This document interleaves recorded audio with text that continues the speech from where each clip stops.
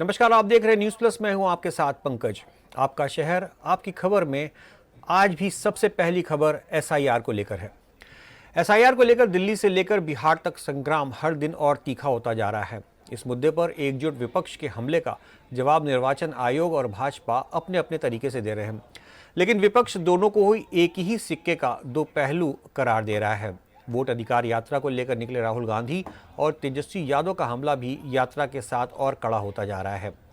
गया की धरती से राहुल गांधी ने धमकी भरे लहजे में तीनों निर्वाचन आयुक्तों को कड़ा संदेश दिया। उन्होंने कहा कि वोट चोरी बंद नहीं की तो उनके खिलाफ कार्रवाई तय है। राहुल यहां तक धमकी देगा कि उनकी सरकार बनी तो मुख्य निर्वाचन आयुक्त नहीं बचेंगे। उधर तेजस्वी यादव ने बिहार की जनता से कहा, आप यहां गठबंधन की सरकार बनवाइए, हम दिल्ली में राहुल गांधी को पीएम बनाएंगे। दिल्ली में भी समूचा विपक्ष एसआईआर के मुद्दे पर सदन के बाहर से अंदर तक हमलावर रहा है।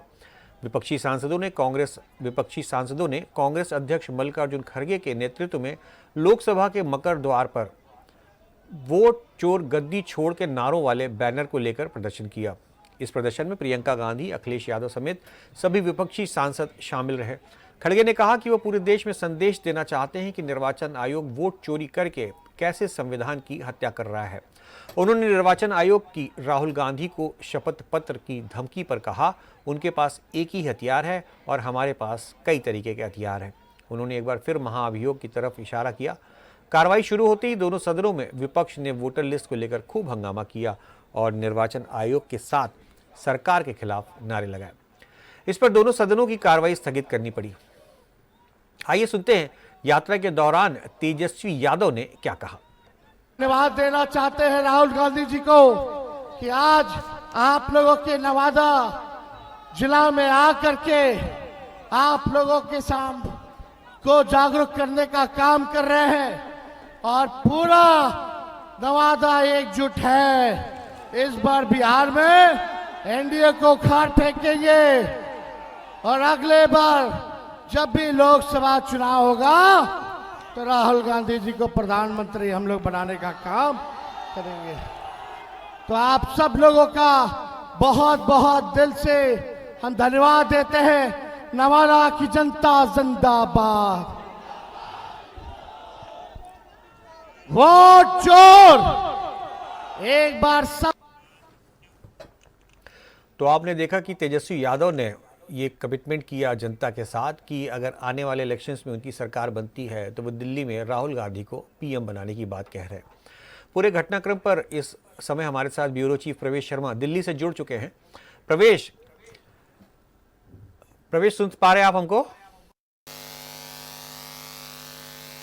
का झगड़ा थमने के बजाय और बढ़ता जा रहा है और अब तो खड़गे जी ने भी पूरे देश में इसे ले जाने का ऐलान कर दिया है। क्या माना जाए इस पूरे घटनाक्रम को?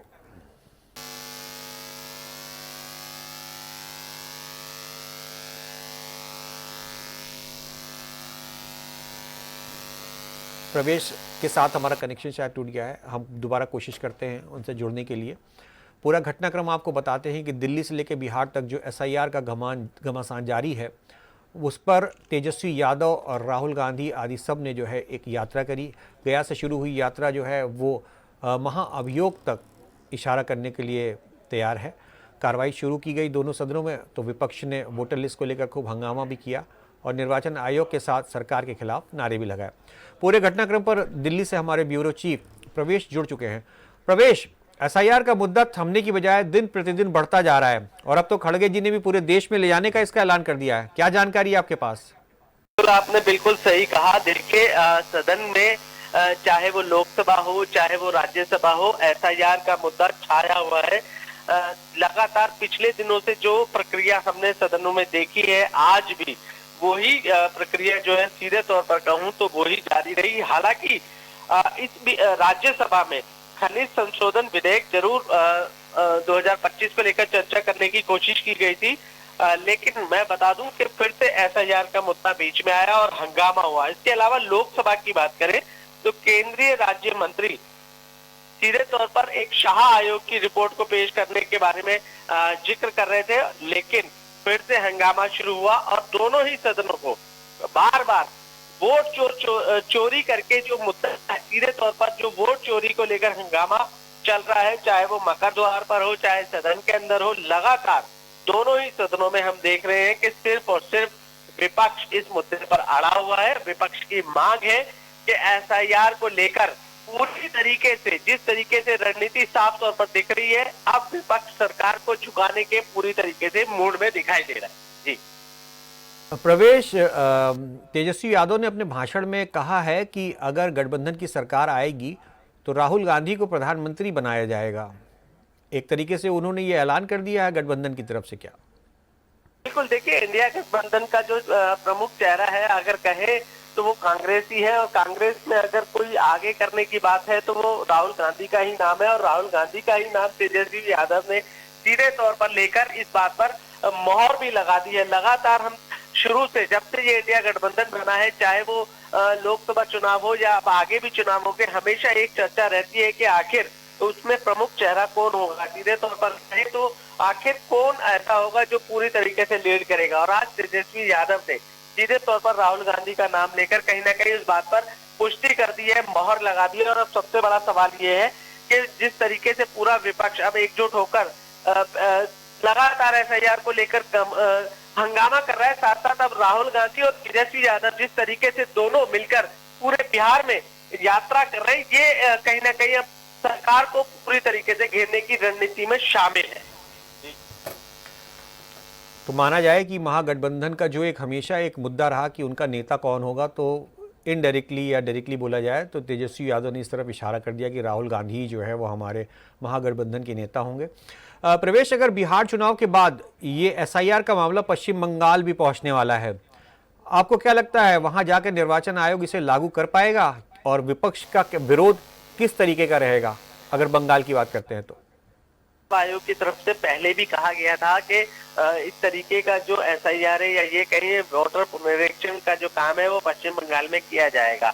और जब से ये बात बोली है तभी से हम लोग लगातार देख रहे हैं कि बंगाल की मुख्यमंत्री ममता बनर्जी पूरी तरीके से जो है हंगामा कर रही है। वो बार बार हमने देखा है वो मीडिया के मुताबिक हो रही है। उन्होंने साफ तौर पर कहा है कि वो अपने राज्य में इस प्रकार की कोई भी प्रक्रिया को होने नहीं देंगे, चाहे उसके लिए कोई आंदोलन करना हो या हंगामा करना हो, या सीधे तौर पर कहें तो कोई भी ऐसी गतिविधि वो अपने राज्य में नहीं होने का ऐलान पहले भी कर चुके हैं। और मैं आपको बता दूं कि चुनाव आयोग बिहार के बाद अब पश्चिम बंगाल का ही रुख कर रहा है, और लगातार जिस तरीके से बिहार में ये पूरी प्रक्रिया हुई है उसको लेकर विपक्ष हंगामा कर रहा है, तो कहीं ना कहीं जब बंगाल का रुख होगा तो हमें हो सकता है कि ये हंगामा और बढ़ता हुआ ज्यादा दिखाई दे।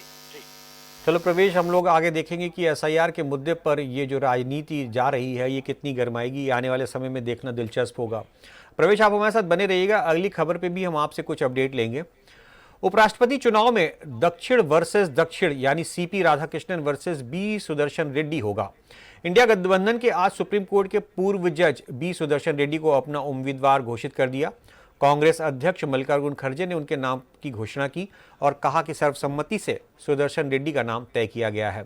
कई मुद्दों पर इंडिया गठबंधन से अलग रहने वाली आप और टीएमसी एसआईआर के बाद उपराष्ट्रपति चुनाव में साथ दिखे। खड़गे ने बताया कि सुदर्शन रेड्डी 21 अगस्त को नामांकन कराएंगे। इससे पहले कई विपक्षी नेताओं से बात करके भाजपा ने एनडीए प्रत्याशी पर सहमति बनाने की कोशिश की थी, लेकिन सीपी राधाकृष्णन के आरएसएस बैकग्राउंड से होने के कारण विपक्ष ने साफ मना कर दिया और कहा कि ये सिद्धांतों की लड़ाई है। उधर उपराष्ट्रपति चुनाव के बहाने पीएम मोदी ने कांग्रेस पर बड़ा हमला बोला है। एनडीए संसदीय दल की बैठक में पीएम मोदी ने कहा कि सिंधु जल समझौता भारत के किसानों के खिलाफ हुआ था। पीएम ने कहा कि भारत से बहने वाली नदियों का 80% पानी पंडित नेहरू ने पाकिस्तान को दे दिया था। उन्होंने एनडीए के उपराष्ट्रपति उम्मीदवार सीपी राधाकृष्णन का एनडीए सांसदों से परिचय कराया और उन्हें जिताने का आह्वान किया। सीपी राधाकृष्णन कल नामांकन कराएंगे। आइए सुनते हैं गठबंधन प्रत्याशी का ऐलान करते हुए कांग्रेस अध्यक्ष खड़गे जी ने क्या कहा। हम सभी पार्टी मिलके एक कॉमन कैंडिडेट को इस वाइस प्रेसिडेंट इलेक्शन में खड़ा करने का निर्णय लिया है और वो निर्णय यूनानिमसली हमने किया है। मुझे खुशी होती है कि सभी अपोजिशन पार्टी एक होकर एक नाम पे अगर मिल के लड़ने के लिए तैयार है तो ये बहुत बड़ा अचीवमेंट डेमोक्रेसी का और लोकतंत्र का है। क्योंकि जब कभी भी लोकतंत्र और संविधान खतरे में होता है तो अपोजिशन के लोग एक होकर अन्याय के खिलाफ लड़ते हैं। पूरी घटनाक्रम पर हमारे साथ दिल्ली से ब्यूरो चीफ प्रवेश जुड़े हुए हैं। प्रवेश, विपक्ष ने भी अपना प्रत्याशी घोषित कर दिया और उसका आधार ये बताया उन्होंने कि एनडीए का जो राष्ट्रपति उपराष्ट्रपति पद के लिए जो कैंडिडेट खड़े हैं वो आरएसएस बैकग्राउंड से आते हैं। अपना प्रत्याशी विपक्ष को खड़ा करने का सिर्फ यही एक कारण है या इसके अलावा भी कोई और कारण है? बिल्कुल, देखिए मैं सीधे तौर पर कहूँ तो उपराष्ट्रपति का जो चुनाव है वो 9 सितंबर को होना है। एनडीए की बात करें तो एनडीए ने सीपी राधाकृष्णन को मैदान में उतारा था, तो वहीं आज पूरे विपक्ष ने एकजुट होकर सुप्रीम कोर्ट के पूर्व जज सुदर्शन रेड्डी को जो है मैदान में उतारने की घोषणा कर दी। और सीधे बात करें तो ये घोषणा कांग्रेस अध्यक्ष मल्लिकार्जुन खड़गे ने की। काफी सीधे बात करें तो काफी लंबी मैं कहूँगा बैठकें हुई है। लगभग कल से लगातार जो है कांग्रेस अध्यक्ष मल्लिकार्जुन खड़गे इस पर मंथन कर रहे थे। कई नाम हमने सुने थे जो आगे चल रहे थे, लेकिन लास्ट में जब ये मूवमेंट हुआ तो कहीं ना कहीं अपने आप में सबको चौंका दिया। सवाल यह है कि विपक्ष जानता है कि एनडीए का जो उम्मीदवार है वो जीत के बेहद करीब नहीं है बल्कि जीता हुआ है। उसके बावजूद इन्होंने पूरी रणनीति बनाकर विपक्ष ने जिस तरीके से ये नाम की घोषणा करी है, तो इस बार उपराष्ट्रपति के चुनाव में सीधे तौर पर कहें तो साउथ वर्सेस साउथ आपको देखने को मिलेगा। कहीं ना कहीं ये देखने को मिलेगा कि दोनों ही कैंडिडेट साउथ के हैं और दोनों तरफ की बात करें सरकार के पास आंकड़ा जरूर है, लेकिन सरकार उसके बावजूद भी चाहती है कि कोई क्रॉस वोटिंग कर उस संख्या को अधिक से अधिक बढ़ा दे। वही विपक्ष की बात करें तो विपक्ष सीधे तौर पर आरोप लगा रहा है कि जो कैंडिडेट उतारा है वो संघ का है, संघ से बिलोंग करता है, जबकि हमने जो उम्मीदवार उतारा है वो सुप्रीम कोर्ट का पूर्व जज है और कहीं ना कहीं राजनीति से 100 कदम पीछे है, दूर है। तो ये जो उम्मीदवार है निष्पक्ष है। साफ तौर पर कहें तो कहीं ना कहीं अभी से जो कटाक्ष करने की बात है वो हमें देखने को मिल रही है और अब मैदान में जो होगा वो अब आने वाले समय में तय होगा। फिलहाल कल से उम्मीदवारी का नामांकन की शुरुआत आप देखेंगे और जब चुनाव होगा तो उसमें एक अलग रूपरेखा देखने को मिलेगी। प्रवेश, अगर बात करें अंक गणित की तो एनडीए का कैंडिडेट तो 100% जीतता हुआ नजर आ रहा है क्योंकि वोट काउंटिंग जो है वो पूरी की पूरी उनके फेवर में है।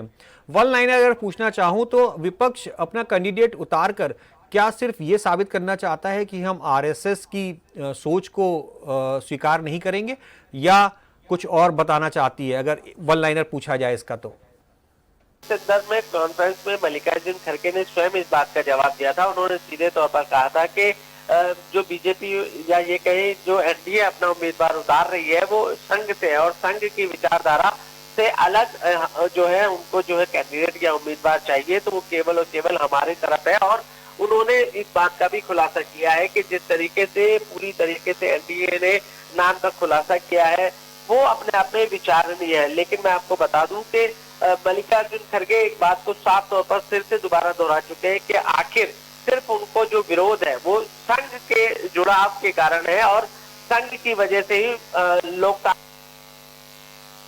ने कहा है कि लोकतांत्रिक देश में एक प्रक्रिया है, उम्मीदवार उतारना हमारा हक है और हमने उसके तहत उतारा है। लेकिन अगर ये संघ का मुद्दा या ये कहे संघ का जुड़ाव नहीं होता तो शायद विपक्ष अपना उम्मीदवार खड़ा नहीं करता।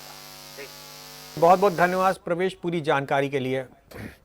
आगे देखना दिलचस्प होगा कि उपराष्ट्रपति के चुनाव में विपक्ष और सत्ता पक्ष का क्या रवैया रहेगा। अब चलते हैं तीसरी खबर की ओर, जो खबर है उत्तर प्रदेश से, जहां भाजपा की राजनीति, अंदरूनी राजनीति एक बार फिर गर्मा गई है। लखनऊ से लेकर जिलों तक क्षत्रिय बनाम ब्राह्मण की चर्चा चल रही है। कल केशव प्रसाद मौर्य और ब्रजेश पाठक की अचानक मुलाकात ने अटकलों को एक नया दौर दे दिया है। एक साल पहले भी दोनों डिप्टी सीएम भी इसी तरीके की सक्रियता बढ़ी थी तो भाजपा हाईकमान ने दोनों को दिल्ली तलब किया था। क्षत्रिय और ब्राह्मण समूह के विधायकों की अलग अलग बैठकों ने भी पिछले दिनों अंदरूनी राजनीति को हवा दी थी। इस बीच कानपुर देहात में भाजपा के अंदर क्षत्रिय ब्राह्मण वर्चस्व की लड़ाई खुलकर सामने आ गई है।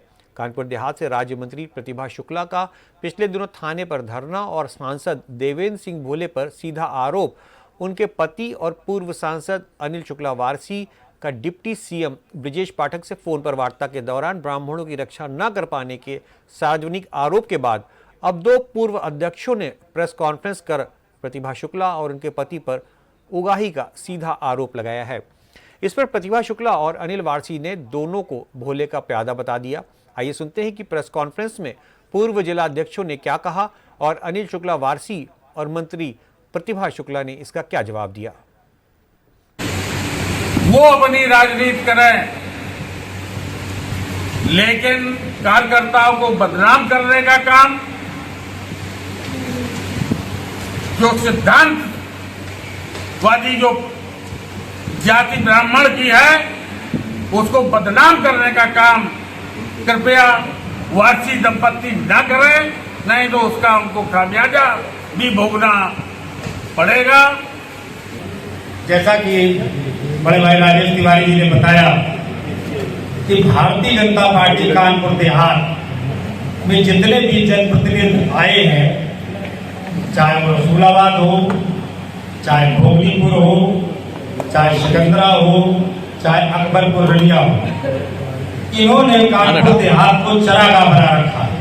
भारतीय जनता पार्टी में इस समय विवाद की स्थिति तब उत्पन्न हो रही है जब मंत्री प्रतिभा शुक्ला और उनके जो पति हैं अनिल शुक्ला वारसी जी, इनके ऊपर भाजपा के ग्रामीण के दो जिला अध्यक्षों ने भ्रष्टाचार के आरोप लगाए हैं।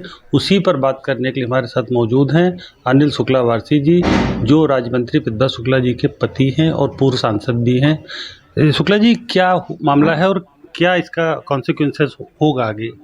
देखिए, ये जो दोनों तो जिला अध्यक्ष हैं नहीं, ये पूर्व जिला अध्यक्ष हैं और इनके जो क्रियाकलाप रहे उसी वजह से इनको हटाया गया। जो ये मनोज शुक्ला है तो पूरा अपना कार्यकाल भी नहीं कर पाए और इनको पार्टी ने पहले हटा दिया। तो इन लोगों के इसी तरह क्रियाकलाप हैं। अब ये जो बात हुई थी उस बात को तो बीते हुए 25 दिन हो गए। अब इन्होंने सोच समझ करके बदनाम करने के लिए इन्होंने आरोप लगाए, तो सारे निराधार हैं। और इन्होंने मेरे ऊपर आरोप नहीं लगाया। इन्होंने कहा कि चार के चारों जो है विधायक हैं, चाहे भोगनीपुर है, चाहे तुम्हारा रसूलाबाद है, चाहे तुम्हारा अकबरपुर रनिया है, चाहे तुम्हारा वो अजीत पाल है, तो ये सारे के सारे चारागाह समझ रहे हैं कानपुर देहात को। तो कौन सा चारा चल रहे हैं भैया? तो इस तरह के आरोप लगा रहे हैं तो जिनको प्रूव करना पड़ेगा। तो इसलिए हमने तो इन चारों को जितने भी जो मेन लोग हैं, करीब 12 लोग, उनको हम लीगल नोटिस दे रहे हैं। देखिए, ये जितने भी लोग कल बैठे थे वहाँ पे, ये सारे भोले सिंह के लोग हैं, ये पार्टी के लोग नहीं हैं। हमारे साथ बात करने के लिए मौजूद हैं राज्य मंत्री प्रतिभा शुक्ला। प्रतिभा जी, क्या ये मामला है और क्या इसमें आपको कहना है? देखिए, जो ये है पूर्व जिला अध्यक्ष मनोज शुक्ला जो अपना वक्तव्य दे रहे थे, बहुत सारी उन्होंने बातें करी, मैंने भी वीडियो देखा है। उनकी अपनी कोई आइडेंटिटी नहीं है। एक स्टैम्प पेपर की तरह भोले सिंह उनको यूज़ करते हैं।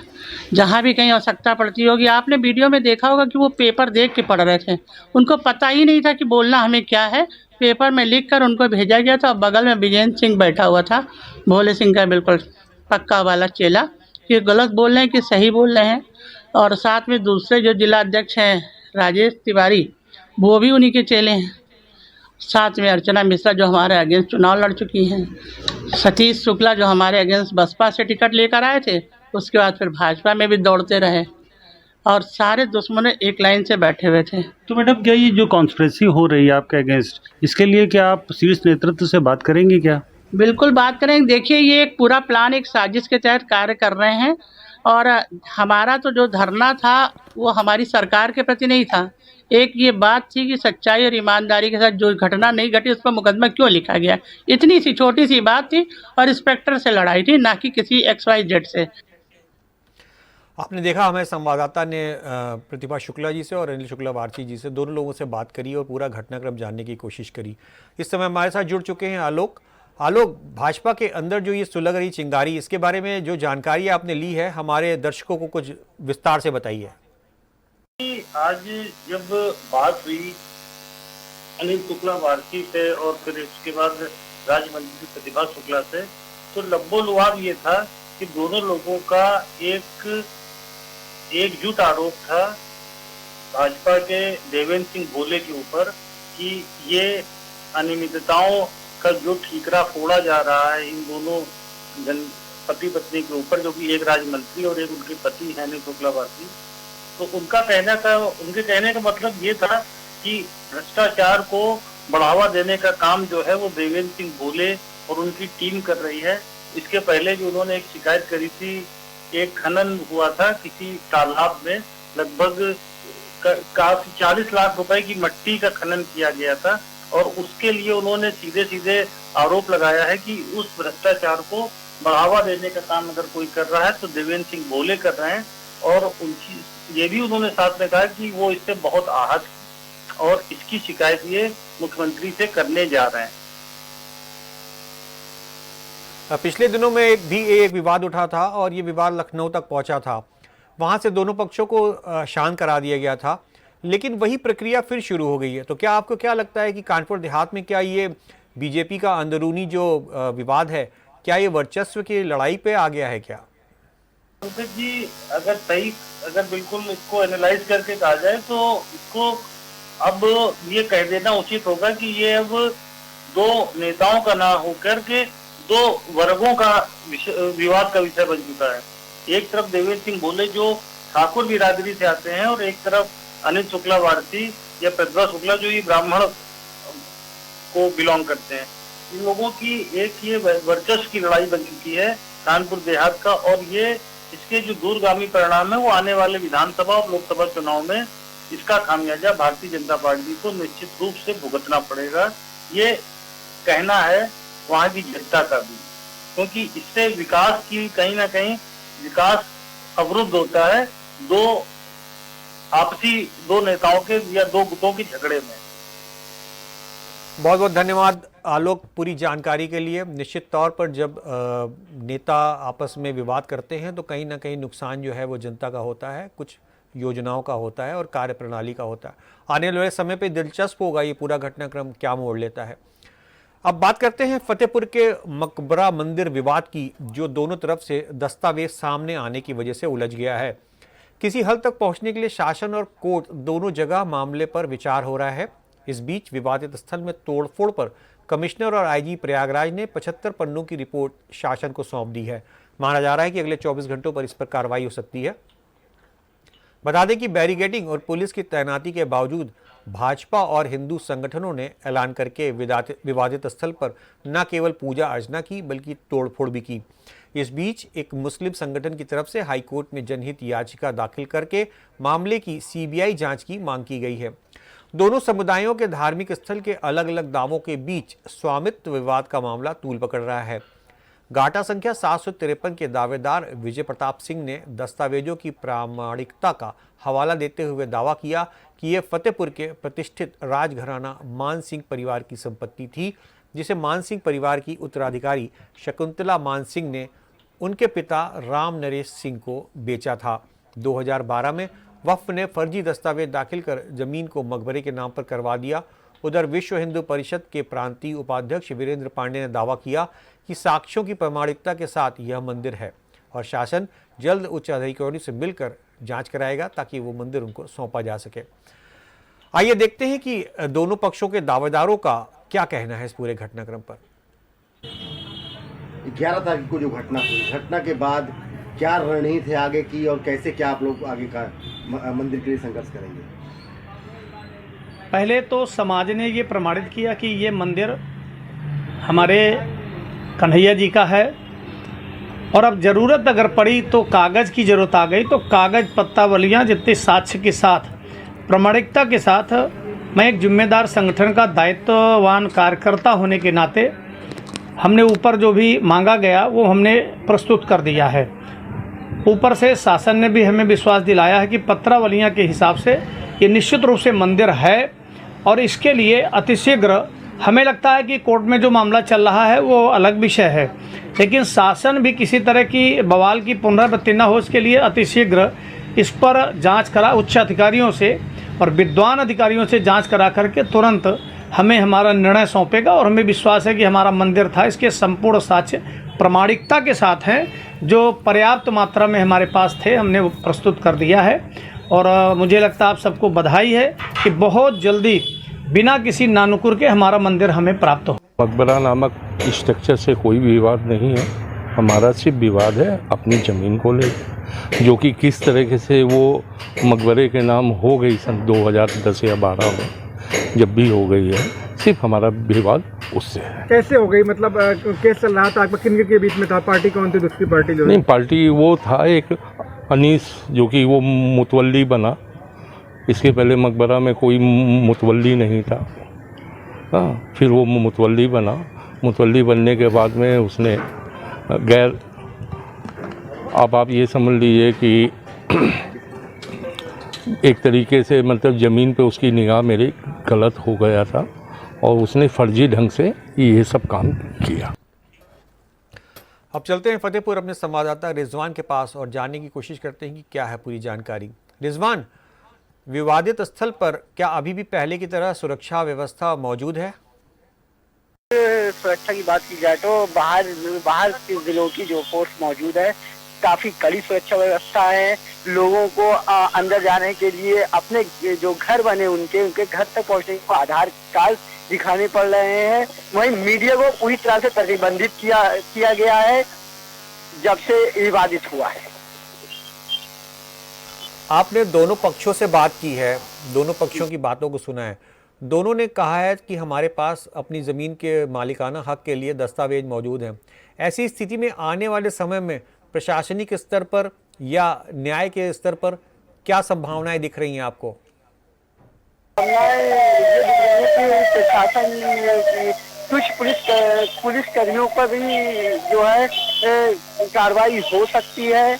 और दोनों पक्षों की बात की जाए तो जिनमें कि अभी तक सिर्फ एक ही पक्ष अपना मालिकाना हक बता, दूसरा पक्ष बिल्कुल खामोश है, उनकी तरफ से कोई प्रतिक्रिया नहीं आई है, उनको सिर्फ न्याय की आस है।